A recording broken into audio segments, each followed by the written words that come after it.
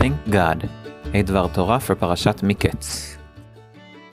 My immediate response, just like a significant portion of the population, Baruch Hashem, to the common question, how are you, always reminds me of my late aunt, who would inevitably answer that I might be right, but once again I haven't answered her question. What she was willing to accept from me was the combination Baruch Hashem, beseder, but I do think that this automatic answer that so many believers and non-believers give so casually deserves a closer examination, and I'm glad this week's Parasha provided an opportunity to examine the phenomena. According to the way Chazal teach history, the monotheistic beliefs in the patriarchal period is pretty much limited to our ancestors and those who came in contact with them. Evidence of this can be found in the way the Midrashim describe Avraham's journey to discover Hashem, destroying the idols, turning to the sun and moon before understanding there's a God, etc. In the way Rashi explains the discourse between Laban and Yaakov, Elki Avraham Kadesh, Elhi Nahor, Elhi Aviim, and more. Due to this understanding, we would not expect to hear the reference to Hashem outside Hebrew circles, but this doesn't seem to be the case. The first place the concept appears is when Avraham answers Avimelech's accusation. What did you see that caused you to do this thing? Because I said there is no reverence for God in this place, and they will kill me for my wife.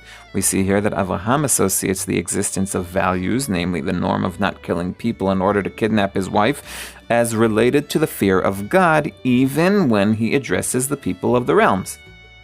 Another case in which this phrase appears is in Parashat Shmot. Don't worry, we will reach our Parasha eventually, where the Hebrew midwives don't commit genocide because they fear God. I think Pshat would imply these were Egyptian midwives who helped deliver Hebrew babies. Otherwise, why would Paro assume they would help?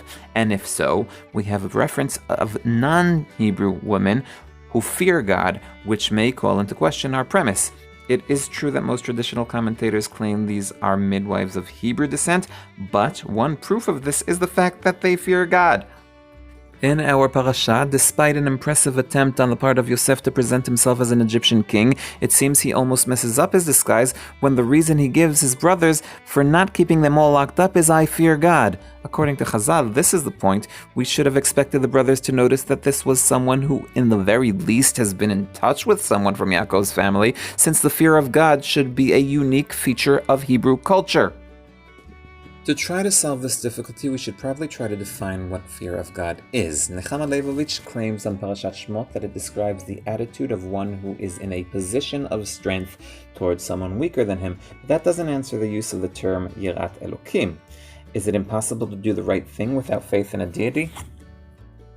I received an interesting answer to this question from two unexpected places. The first was in the middle of a discussion about Shabbat in the public sphere, in which a number of members with different worldviews participated. During the discussion, one of the participants, a member of a kibbutz who described himself as a non-believer, stated that the 10 Commandments are essentially social. When I asked how the words I am Hashem your God and you shall have no other gods express social and non-religious values, he replied that without belief in one God, it was impossible to reach a democratic society that sanctifies human life. The perception that human life is more important than one's desires or than the lives of animals is directly related to understanding that B'Tselem Elokim bara et ha'adam. No other commandment would hold water without Anochi Hashem Elokecha. This idea received reinforcement from Dinesh D'Souza, an American philosopher who immigrated from Mumbai, India, in a speech on the subject of American society. In the past, D'Souza says, it was possible to describe base values that were acceptable on 99% of American society. Not today. According to him, the reason for this is that the source for values has changed.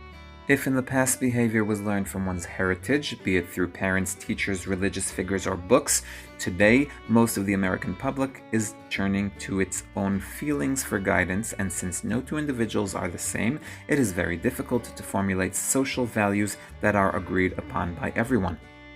I fear God means I have a commitment to values that transcend my personal desires. So even when I'm not held accountable by human society, such as in the case of Yosef, who is accountable to no man, I am not able to deviate from the binding moral behavior.